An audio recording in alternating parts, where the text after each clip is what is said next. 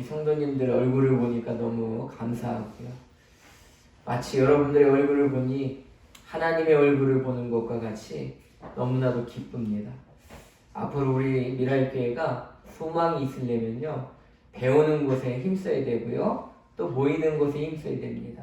물론 지금 1단계가 내려갔다 하지만 지금 또 어려움 중에 또 있습니다. 지금 또 뭐가 이렇게 교회마다 터져가지고 정말 눈물이 날 지경입니다.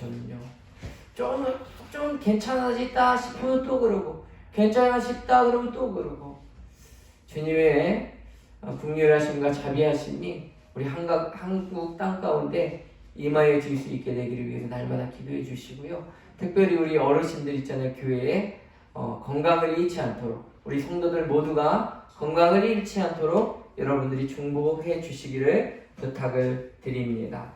그러면 이제 성경의 맹가의 2강을 시작하도록 하겠습니다. 여러분 페이지를 이제 8페이지를 펴주시죠. 여러분들이 저번 주에 해봤듯이 맨 처음에 8페이지를 핀 다음에 뭐부터 시작하냐면 스티커를 먼저 붙입니다. 쫙 피셔가지고 이제 스티커 1-8을 찾아보세요.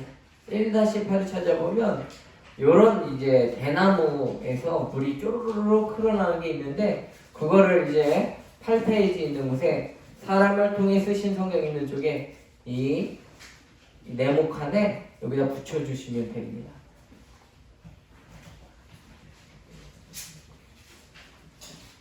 오늘 처음 해보신 분들은 옆에 있는 분들 좀 도와주셔야 돼요. 이거 처음 하면 이게 굉장히 어렵거든요. 이거 수학보다 어렵습니다. 이게 8페이지를 피시고 1-8을 붙여주시면 됩니다. 물이 쭈르륵 흘러가는 거.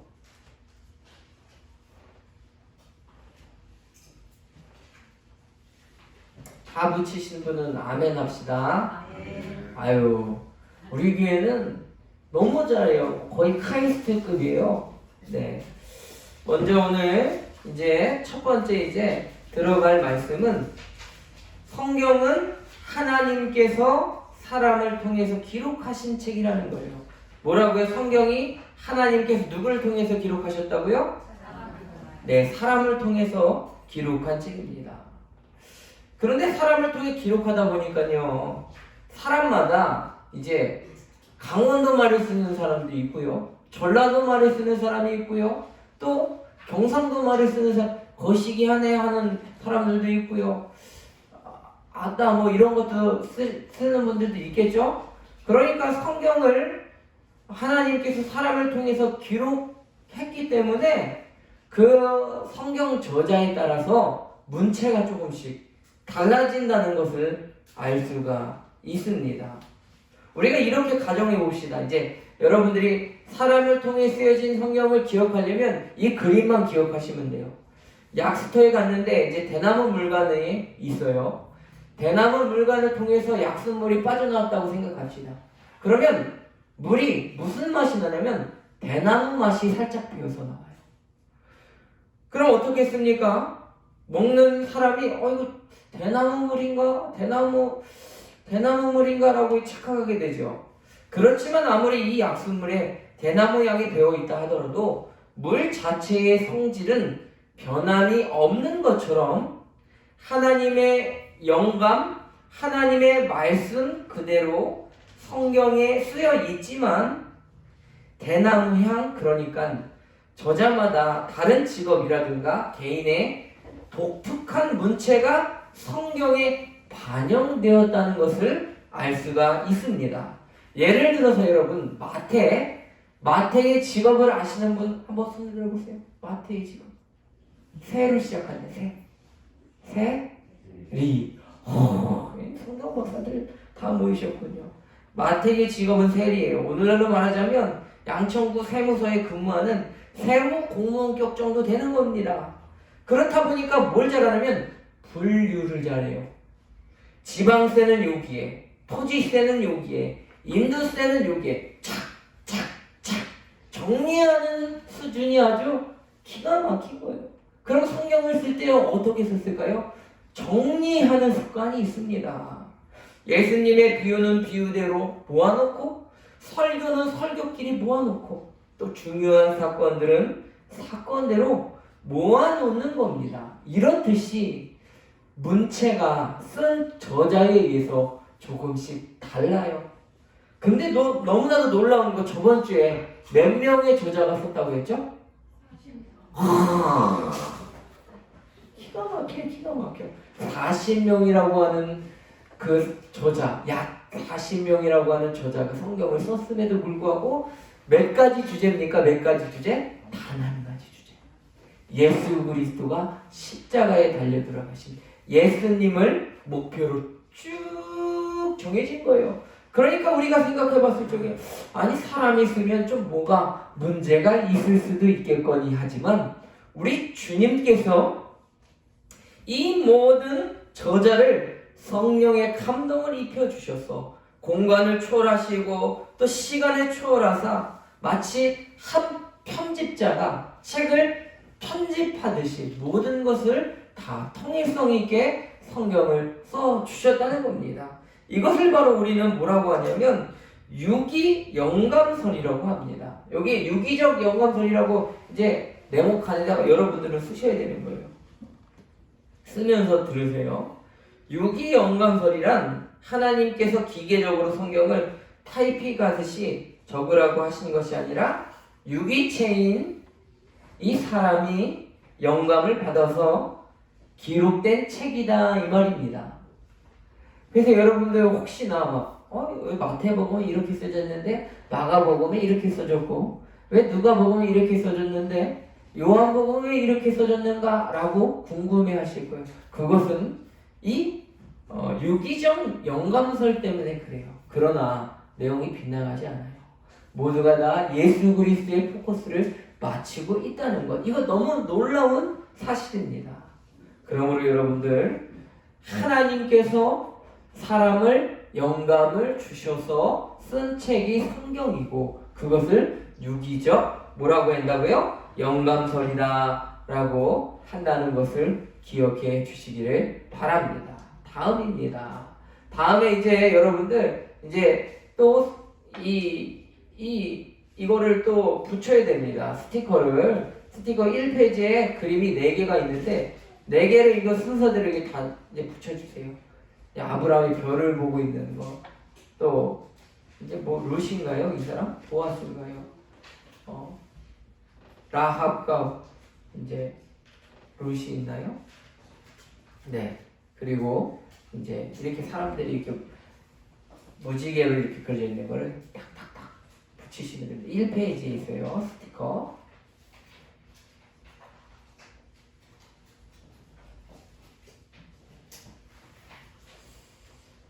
붙이면서 들으세요, 여러분. 제가 이제 성경 공부 진행하면서 성도들에게 이제 세미나가 어떻게 진행되고 좀 괜찮나 싶어가지고 이제 피드백을 받으려고 성도님들한테 이거 물어봤어요. 어때요? 이게 성경 공부? 그랬더니 재밌다는 거예요. 특별히 어떤 부분이 재밌냐면 스티커 붙이는 게 너무 재밌대요. 마치 동심으로 돌아가 유치원생처럼 초등학생처럼 즐겁게 스티커북을 가지고 공부하는 느낌이 너무 좋다는 겁니다. 글씨보다 그림이 더 오래 기억에 남기 때문에 여러분들 붙이라고 하는 거니까요. 다 이유가 있다 생각하시고 따라오시면 머릿속에 성경이 착착착 정리가 될 줄로 믿습니다. 두 번째는요. 이제 왜 우리가 이스라엘의 종교를 믿어야 하는가입니다. 세상 사람들은요. 궁금해해요. 왜냐하면 이스라엘 저 먼 곳에 있는 종교를 왜 우리나라가 믿어야 되지? 우리나라 종교는 유교 아닌가? 불교 아닌가? 라고 생각하며 우리나라 종교를 믿지 왜 외국 종교를 믿어? 그리고 흔하지도 않은 이스라엘 종교인 왜 기독교를 믿을까라는 생각을 가지고 있는 사람들이 있습니다. 그럴 때마다 우리도 답을 알아야 되겠죠? 그러면 왜 우리가 기독교를 믿고 있는지, 물론 우리 마음속에 믿음 속에는 참 구원자가 하나님이시기 때문에 하나님을 믿어야 됩니다라고 얘기하지만 세상 사람들은 그렇게 생각하지 않거든요. 그렇기 때문에 우리가 논리적으로 사람들에게 설명할 수 있어야 돼요. 엄밀히 따지면 유교나 불교도 우리 종교가 아닙니다, 사실은. 그런데 이제 오래전에 전해졌다고 해서 우리 종교라고 이렇게 얘기하는데, 뭐 그런 거는 넘어가더라도, 구약 성경 안에 나오는 이스라엘에 있는 이 유대교를 우리가 경전으로 삼고 구약 성경이라고 믿고 있으니까 유대인의 책을 성경으로 삼고 우리가 믿고 있는데 그 이유가 무엇인지를 배워봐야 되는데 그림 안에 다 설명이 되어 있습니다. 첫 번째 이제 그림 보세요. 아브라함이 이렇게 하고 있죠. 창세기 12장에 보면 하나님께서 아브라함을 부르시는 장면이 나와요. 부르셔서 내 천하 만민에게 너를 통해서 복을 주시겠다는 얘기를 합니다. 그러니까 우리 하나님께서는요, 이스라엘 사람들에게만 주시는 말씀이 아니라는 것을 알 수가 있어요. 아브라함을 통해 천하 만민이 복을 주시기 위해서 성경이 기록되어 있는 거예요. 그런데 이제 아브라함의 자손들이 바로 이스라엘 백성들이 된 거예요. 그렇기 때문에 이스라엘 백성들을 하나님께서 교육시키시는 내용이 구약 성경에 나와 있어요. 그럼 이렇게 질문하겠죠. 아니, 하나님이 온 인류를 통해서 모든 대상으로 이렇게 가르쳐 주시면 헷갈리지도 않고 그냥 다 믿으면 되는데 이스라엘 사람들만 왜 교육을 받았을까? 라고 질문할 수가 있습니다. 하나님도 온 인류를 위해서 교육을 처음 시작하셨어요. 그런데 사람들이 하나님의 말씀을 잘 따랐을까요? 잘 따르지 않았을까요? 잘 따르지 않았어요. 하나님이 이렇게 하면 복을 받고 이렇게 하면 너희가 피해를 얻을 것이다라고 아무리 얘기해도 선지자들을 보냈는데도 듣질 않는 거예요. 한번 그래서 주님이 리셋을 시켰어요. 물을 확 풀어버려가지고 사람들을 새로 만들어가지고 했지만 안 된 거예요. 그래서 우리 주님께서는 인류 가운데 작전을 펴셨는데 무슨 작전을 펴셨냐면 이번에는 샘플을 세우셔가지고 이제 말 안 듣는 사람들에게 어떻게 하면 하나님께 복을 받는지 샘플을 세우셨는데 그 샘플이 이스라엘 민족이라는 겁니다. 그러면 여기 네모난 곳에 뭐라고 들어가야 됩니까? 그러면 샘플이라고 여러분들이 적어야만 합니다. 샘플이라고 적으세요. 샘플.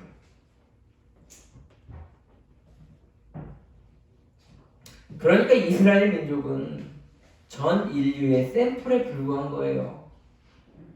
여러분들 이제 화장품을 이제 사면요, 많이 사면 뭘 주냐면 샘플을 줍니다. 샘플. 근데 샘플은 병도 작고 조금 예쁘지는 않습니다. 여러분들에게 물어보겠습니다. 여러분 샘플이 중요합니까? 본품이 중요합니까? 네? 본품이죠. 이스라엘은 샘플이고 온 인류는 본품이에요. 이스라엘을 통해서 복받는 비결을 가르쳐 주시고 신약 성경을 통해서 온 인류에게 말씀을 주신 그 종교가 바로 기독교이고요. 그 교과서가 바로 성경이에요. 우리는 본품이에요. 그리고 이스라엘이 샘플입니다. 그러므로 우리는 본품의 자부심을 가지고 신앙생활을 해야 한다는 것을 기억하시기 바랍니다. 이스라엘만 위함이 아니라 이스라엘을 샘플 삼아 온 인류를 구원하시기 위한 하나님의 계획이 이 책 가운데 담겨 있다는 것을 여러분들 아실 수 있게 되기를 바랍니다. 여러분들 책 가운데 이 밑에 보면 창세기 12장 3절 이렇게 써져 있어요? 네. 여러분 집에 가셔서 여러분들 꼭 이 창세기 12장 3절 17장 5절 이런 거를 여러분들이 찾으셔가지고 뭘 해야 되냐면 이런 걸 해야 돼요. 이런 걸 보면 빨간색에 이제 줄을 긋는 거예요. 여러분들 집에 가서 혹시나 동영상을 보시는 분들은요, 성경책을 펴가지고 잠깐 이게 동영상을 틱 하고 멈춰놓고 이걸 보고 나서 창세기 12장 1절부터 3절 보면 땅의 모든 족속이라는 곳에 이렇게 동그라미를 치는 거예요. 그리고 17장 5절에 여러 민족의 아버지가 되게 함이라 할 때 여러 민족의 아버지에 이제 동그라미 치고, 창세기 18장 18절에 천하 만민에게 동그라미 치는 거예요. 왜 그러냐면요, 여러분 알려드릴게요. 먼저 창세기 12장 1절부터 3절에 보면 땅의 모든 족속이 너로 말미암아 복을 얻을 것이라 하신지라라고 말씀하셨어요. 하나님이 아브라함을 처음 부르셔서 지금 샘플 교육을 막 하시려는 지점에서 하나님의 관심사가 어디에 있다는 것을 미리 먼저 이야기하셨냐면 이스라엘 족속만이 아니라 땅의 모든 족속에게 이것을 믿으면 복을 얻으리라. 즉 모든 백성을 구원할 계획을 갖고 있었다는 표현이 여기 나와요. 이스라엘의 하나님이 아니에요. 한 개인의 하나님이 아니라 온 인류의 하나님이심을 믿으며 이스라엘 종교 내가 믿어서 뭐해가 아니라 하나님께서 우리를 향한 하나님의 계획을 성경을 통해서 담고 있다는 사실을 알 수 있게 되기를 바랍니다. 그 다음 구절에 보면 이제후로 내 이름을 아브라함이라 하지 아니하고 아브라함이라 하리니 이는 내가 너를 여러 민족에, 단 하나의 민족 이스라엘 민족이라고 써져 있어요? 아니면 여러 민족이라고 되어 있어요? 여러 민족이요. 그러니까 이 성경은 하나님께서 모든 사람에게 구원을 베풀어 주신 하나님의 능력이 된다는 사실이에요. 이게 이스라엘 종교가 아니라니까요. 우리를 향하신 하나님의 사랑이 담긴 책입니다.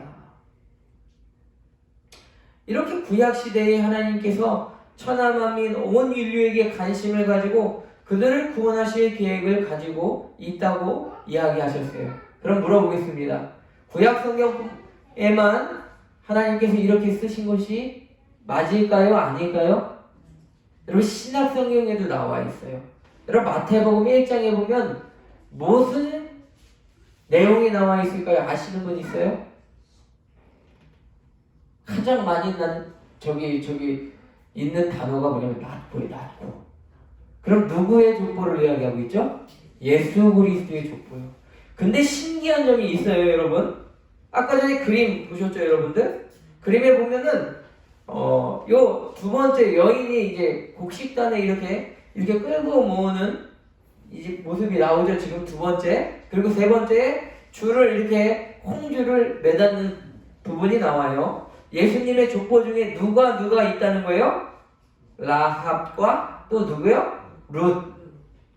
바로 라합과 룻은 이방 여인들이에요. 이방 여인들이 예수님 족보 안에 과감하게 들어갔는 이유는 뭐예요? 하나님께서 이방인들을 구원할 계획을 가지고 계시다는 것을 예시로 보여주는 예예요. 마태복음 1장에 그렇게 나와 있죠.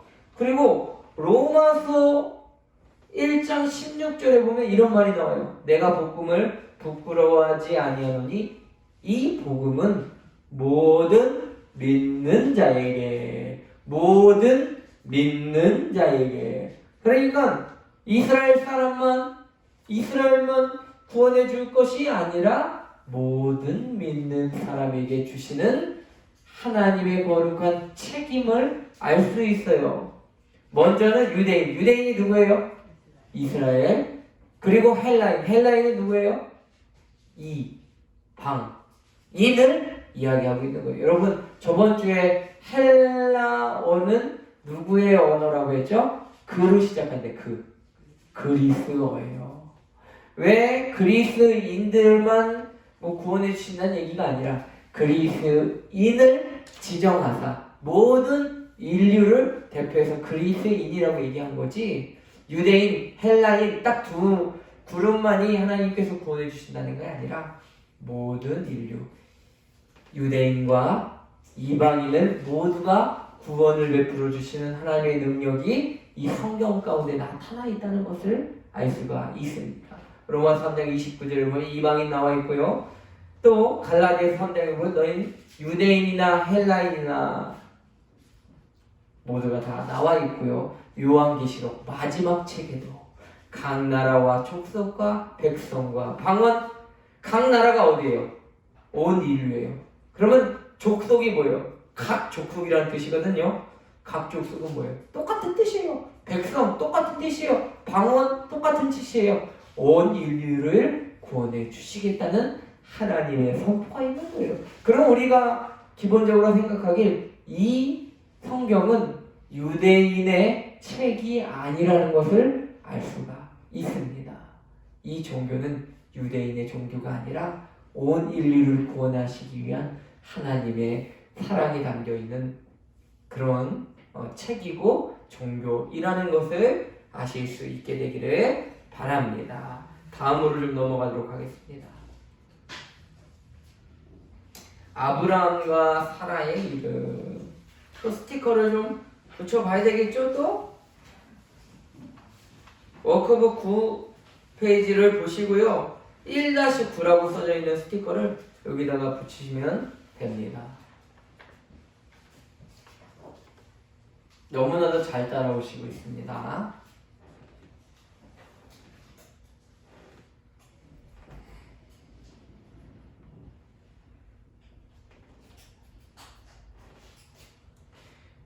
여러분, 아브라함의 이름의 뜻이 무엇일까요? 열국이야. 어떻게 이렇게 배우지도 않으셨는데 다 알고 계실까요? 원래는 아까 전에 성경 하나 찾아봤듯이 원래 아브라함은 아브라함이 아니었어요. 아브람이었는데 하나님께서 아브라함이라고 이름을 바꿔주셨어요. 굳이 이름을 바꿔주신 데는 이유가 있습니다. 그 이름의 뜻은 이거예요. 열국, 모든 족속의 아버지라는 뜻을 갖고 있습니다.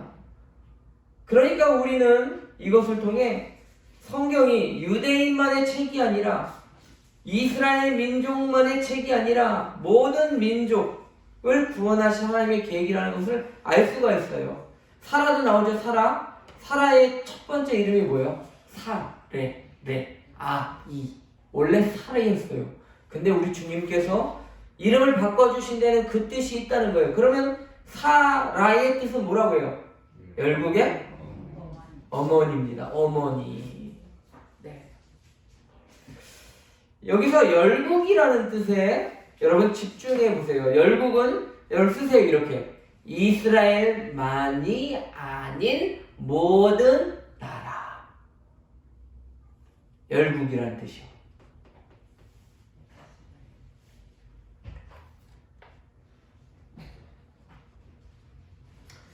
이제부터 여러분들이 이제 성경을 배우셨으니까 혹시나 사람들이 아니 왜 우리나라 종교도 많고 유교도 있고 불교도 있고 뭐 마호메트도 있는데 왜 굳이 성경을 다른 종교 유대교 경전에 들어간 이스라엘 종교를 우리가 믿냐라고 얘기했을 적에 여러분들 꼭 이야기하실 수 있어요.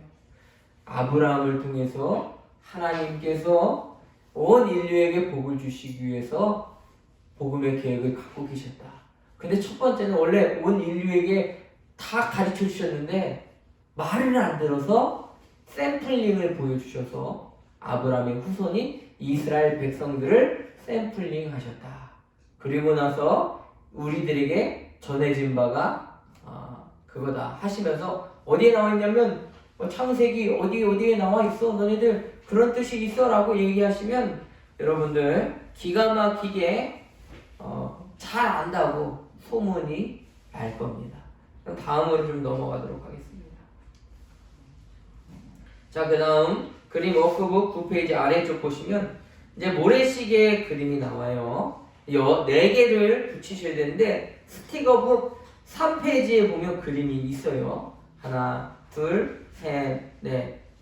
잘 안 보이시면 제가 하와가 이렇게 나무 따는 거 하나씩 4개 이제 8개 붙여보세요. 이제 하나로 되어 있어요. 하나로 네, 그럼 하나로 되어 있으면 한 방에 붙여주시면 됩니다.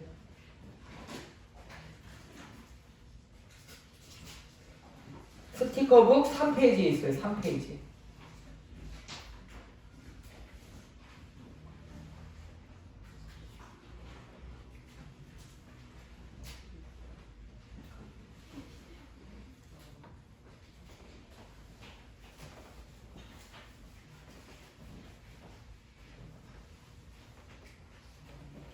너무나도 잘하시는 것 같아요. 진짜 너무 기가 막혀요.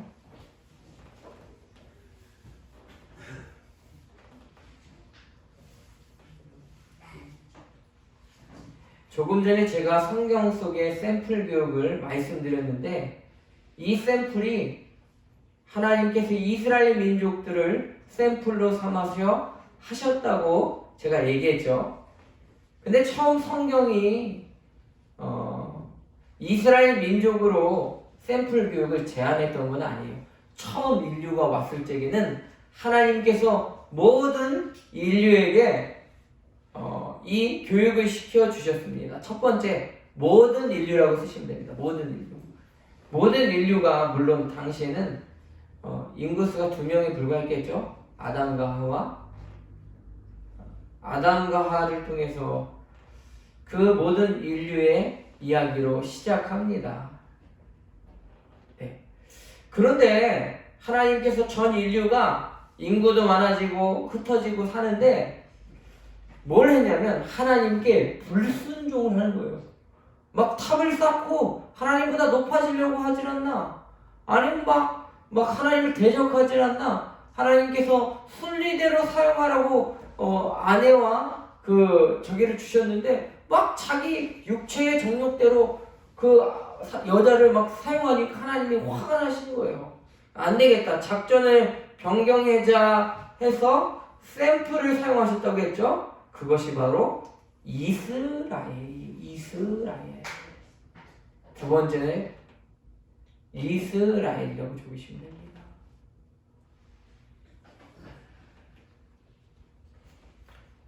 이스라엘 지파가 몇 지파예요, 여러분? 12지파. 이스라엘이 말 잘 들었어요? 안 들었어요?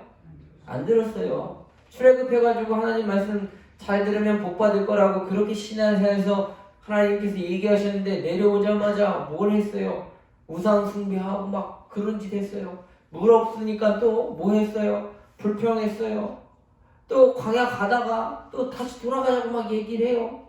배고프다 고기 먹고 싶다고 막 불순종합니다. 그러면 이스라엘 백성들이 가나안에 들어가면 좀 나아지냐? 그것도 아니에요. 또 막 가나안 사람들과 막 살면서 몸을 부닥끼면서 우상 숭배를 하는 거예요. 그러니까 하나님께서 이스라엘 지파 12지파 중에 또 한 지파를 또 따로 세우세요. 그럼 하나님께서 선택된 지파 누구예요? 유다 지파예요. 그래서 유대인이 여기서 나온 거예요. 유다 지파라고 여러분 적으시기 바랍니다. 유다 지파 안에 여러분 우리 예수 그리스도께서 오시죠. 굉장히 중요한 지파라고 할 수 있습니다. 그러면 유다 지파 잘했냐? 남한국 북이스라엘, 남유다 북이스라엘로 나눠졌을 적에 그러면 남유다는 하나님의 뜻대로 슬슬 잘했을까요? 아니면 또 죄를 범할까요? 죄를 범해요. 하나님이 도저히 참다가 안 되겠다. 바벨론을 사용하셔서 이스라엘 모든 유다 백성들을 치시고 그 중에서 포로를 잡아오게 하십니다. 그런 중에도 하나님께서 남은 자를 남겨두시는 것이 굉장히 중요합니다. 구약 성경에서의 사상 중에 굉장히 중요한 이 사상이 남은 자예요. 남은 자. 바알에게 무릎 꿇지 않는 자.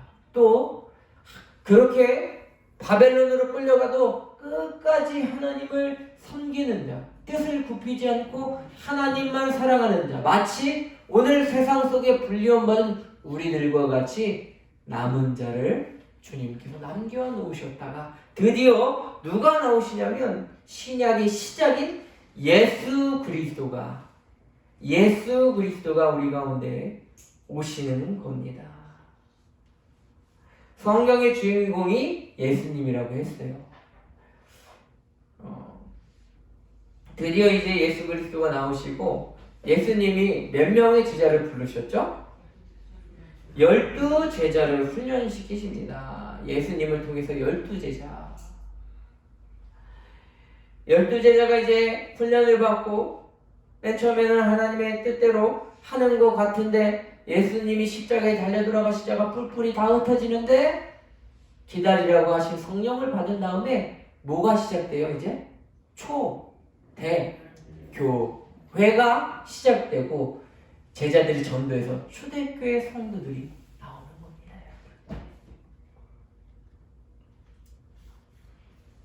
점점 더 이제 확대가 되는 거예요. 초대교회들이 이제 계속해서 모이기 힘썼는데 뭐가 일어나면 이제 박해가 시작됩니다. 로마 박해가 시작되고 이스라엘 사람들이 잘못하지 않았는데 로마에 불을 질렀다고 거짓말을 쳐가지고 이스라엘을 학살하고 막 죽이려고 해요. 그러다 보니까 이제 예루살렘에 모여있지 못하고 초대교회가 뿔뿔이 흩어져서 이제 온 세계의 성도들로 확대가 되는 거예요. 이때 어떤 일이 일어나면 이방인들에게 복음이 전해졌어요. 오히려 이게 확대가 하나님께서 주시는 이 고난이 오히려 복음을 더 왕성하게 하는 모습을 볼 수가 있습니다. 그리고 마지막에 이제 요한계시록에서 보면 모든 인류가 보좌 앞에 찬양한다는 내용이 나옵니다. 성경국 속 샘플은 그래서 이제 모래시계의 모양이라는 것을 알 수가 있어요. 보십시오. 이제 여러분 모래시계는 어떻게 되어 있냐면 맨 위는요 커요. 모든 인류죠. 그런데 이스라엘로 줄어들었어요. 또 유다 지파로 줄어들었어요. 남은 자로 줄어들었어요. 정점에선 예수 그리스도가 계시죠. 다시 말해 구약의 선교는 구심적인 선교라고 할 수 있어요. 여기 보면 구약의 선교는 구심적인 선교다라고 쓰세요, 여러분. 구심적인 선교의 뜻은 뭐냐면 점점 더 초점을 향해 간다. 줄어든다는 소리예요. 줄어든다.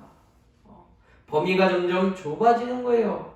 하나님께서 전 인류를 대상으로 야심차게 시작하셨지만 너무 말을 안 듣다 보니까 계속해서 범위를 좁히셔서 샘플을 사용하신 거예요.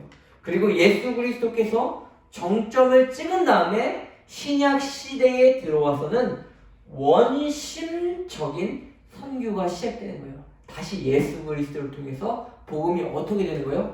확장되고 커져가고 퍼져가고 더 왕성해지는 거예요.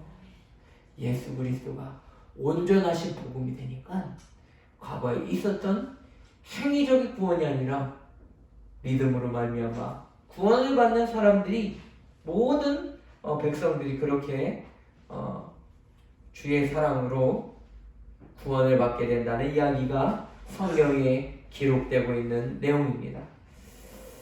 여러분 이제 끝이 났으니까 앞에 한번 보세요. 앞에를 보시면 이제 말씀을 정리하도록 하겠습니다. 성경을 좀 정리해 볼게요. 처음에 우리 대나무에서 물이 흐르는 그림을 보면서 하나님이 성경을 어떻게 쓰셨다고 했어요? 유기적 영감서를 쓰셨어요. 그 뜻은 뭐예요? 하나님이 누구를 사용해서 성경을 쓰셨다고 했어요? 사람. 그러니까 사람의 문체적인 특징이나 개인적인 배움이나 그거에 따라서 문체가 달라진다고 했어요. 그러나 그 내용은 바뀌지 않는다. 대나무 통로에 아무리 물이 흘러가도록 대나무 냄새는 조금 날지언정 물은 변하지 않는다. 성령님께서 각 개인을 통해서 그렇게 여러 저자들이 있음에도 불구하고 한 주제인 이 예수 그리스도에 대한 그런 것들이 변하지 않는다는 것을 우리가 배웠습니다. 하나님이 사람을 통해 성경을 쓰셨기 때문에 쓴 저자의 문체나 관점이 녹아져 있지만 그럼에도 불구하고 주제는 통일되어 있다. 그 다음으로 우리가 왜 이스라엘 종교를 믿어야 하는 것에 대해서 배웠어요. 하나님이 아브라함을 통해 온 인류를 축복할 계획을 갖고 계셔서 아브라함 이제 자손이 이스라엘 자손이 돼가지고 이스라엘을 뭘로 세우신 거예요? 그러니까 셈으로 시작한대. 샘플로 배워줬다. 그럼 사람들이 얘기했을 적에 아니 이스라엘 종교를 왜 믿어라고 얘기하면 이렇게 얘기하시면 됩니다. 아니야, 이스라엘 종교가 아니야. 이스라엘을 샘플로 보여주셨지 열국 온 인류에게 복음을 주시기 위한 시작은 이스라엘이나 본체는 우리들다, 온 인류다라는 것을 알 수가 있습니다. 그리고 이제 오늘 마지막 이 그림처럼 처음엔 온 인류를 시작해서 점점점 쭈쭈쭈쭈 뚫어들어서 예수 그리스도로 정점을 찍고 이것이 구심, 점점 초점을 맞추는 그런 선교로 시작해서 이제 신약의 선교는 예수 그리스도를 통해서 12제자가 나오고 12제자 안에서 또 초대교회 성도들이 나오게 되고 온 세가 열방 이방인들까지 포함돼서 온 인류에게까지 전파돼서 오늘날 우리에게 이 복음이 전해졌다는 것을 알 수가 있습니다. 여러분들 너무 교육을 열의적으로 잘 들어주셔서 감사합니다. 아무쪼록 이 성경이 이제 이 책이 이제 끝나게 되면 이제 여러분들 분명히 이제 성경에 대해서 박사가 될 것 같아요. 벌써 이제 오늘 배운 내용도 정리하는데 샘플이요 이렇게 얘기하시는 거 보니까 유기적 영감들도 어려운 건데 바로바로 얘기하시는 거 보니까 여러분들 분명히 성령님께서 여러분들의 마음을 감동시켜 주시는 줄로 믿습니다. 처음 시작이 좋았지만 끝까지 좋아야 돼요. 여러분들 꼭 이 말씀을 집에 가서 한 번 더 보시고 오늘 숙제는 뭐냐면 창세기 이렇게 아까 전에 구절을 몇 개 써드렸습니다. 꼭 찾으셔서 온 인류 이방인 이런 것들에 대해서 동그라미로 꼭 쳐주세요. 집에 가서 천하 만민 이런 데다가 그래서 꼭 그것을 여러분들 숙제를 해 주시기를 부탁드립니다. 기도하고 마치도록 하겠습니다. 사랑의 하나님 아버지, 온 인류 가운데 구원을 베풀어 주시기 위해 이스라엘을 샘플로 사용하시고 우리에게 오늘날과 같은 성경을 우리 가운데 허락해 주심에 감사를 드립니다. 성경이 일반 책이 아니라 살아 숨쉬는 생명력 있는 책임을 우리가 깨닫게 해주셔서 날마다 말씀을 듣고 묵상하며 말씀을 읽고 날마다 주야로 주님 앞에 나아가 우리 이 말씀대로 살아낼 수 있는 기이한 성도들 될 수 있도록 축복하여 주시옵소서. 이 밤에 주님을 알고자 나온 기이한 성도들을 주님께서 특별히 사랑하여 주셔서 오늘 말씀 들은 바와 같이 성경이 놀라운 책이고 성경이 저 이스라엘을 위한 책이 아니라 우리를 위한 책임을 알게 해 주셔서 우리를 향한 하나님의 계획을 발견하고 사랑하신다는 그 놀라운 계획 아래 우리가 믿음으로 나아갈 수 있는 성도들 되어질 수 있도록 축복하여 주시옵소서. 다음 만나는 그날까지 건강할 수 있도록 도와주시옵소서. 예수님의 거룩하신 이름 받들어 간절히 기도하옵나이다. 아멘.